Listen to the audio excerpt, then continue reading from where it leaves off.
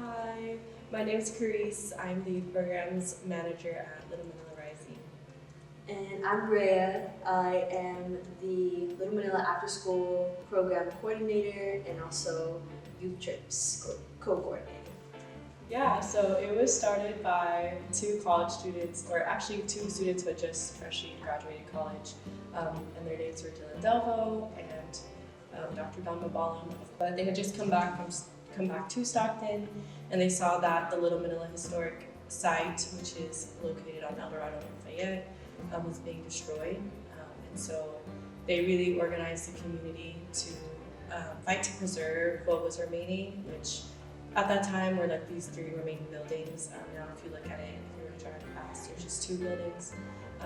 And they came because they learned a lot about their history going to school. Like they had to leave Stockton and learn about it at San Francisco State or UCLA, whichever school they went to. And they came back and they were like, the community needs to learn about this history.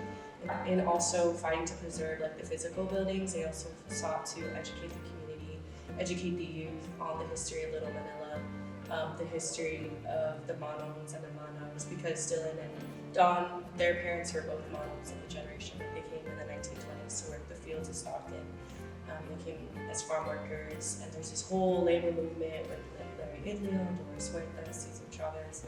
Unfortunately, in 2018, however, Dr. Don did pass away due to an asthma attack, and it kind of just spoke to the other issues in Stockton, specifically South Stockton, with poor air quality.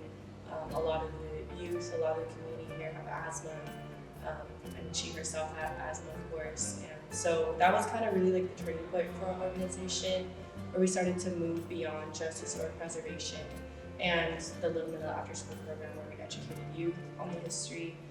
We went on to start addressing more systemic issues, like let's get down to the root of these issues. So I think my hope for Little Manila Rising is that it continues to grow in trust among the community. And every person, whether you live on the west side, east side, south side, even on the north side, right? You know that Little Manila is a place that you can come to find refuge and a safe haven as the climate gets more hot, both politically and environmentally. This will always be a home and a place to remember that we come from power. Our ancestors have achieved difficult things, and so we can too. And I think, a way that the community can support that vision is just like getting tapped in. We have the blueprints, we have the resources, we have the tools, and everybody's arms are just open wide, eager to give it and spread it, and also receive from community, because community knows best. I truly believe community has the answers. We just have to come together and work together and share that, and that really is democracy. I don't think it's our intention to hold all this power or gatekeep any of the knowledge that we've learned. I want to see Boggs Track rising. I want to see Kelly Drive rising. Just giving folks a model to build something like this in their own neighborhoods. And imagine if we have all of these things popping up all around Stockton. That's the more the merrier. And so, yeah. It's like a decentralized, it's like popping up, and I would just hope that we're just uplifting that and supporting that.